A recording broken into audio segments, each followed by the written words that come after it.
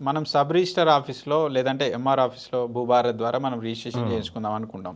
Slot book చేస్తాం. మనకు 4 రోజుల తర్వాత స్లాట్ వచ్చింది. ఈ లోపే ఎవరైతే స్లాట్ బుక్ చేసుకున్న లిస్ట్ ఉంటది కదా వాళ్ళ కాడ. వాళ్ళే ఫిజికల్‌గా వెళ్ళి ప్రభుత్వాధికారులే వెళ్ళి ఆ!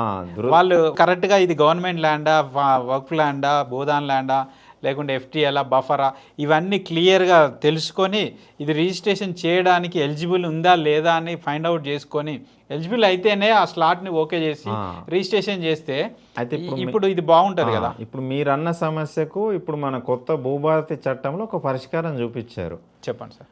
నాన్ అగ్రికల్చర్ ల్యాండ్కు ప్లాట్లకైతే అట్లాంటి అవకాశం లేదు. భూభారత్ ఇప్పుడు చట్టం అది అగ్రికల్చర్ ల్యాండ్లకు సంబంధించి ఒక ప్రత్యేక చట్టం కాబట్టి దానిలో ఇప్పుడు అది ఇంకా కంపల్షన్ చేయలేదు. అక్టోబర్ నుంచో ఏమో చేస్తామంటున్నారు.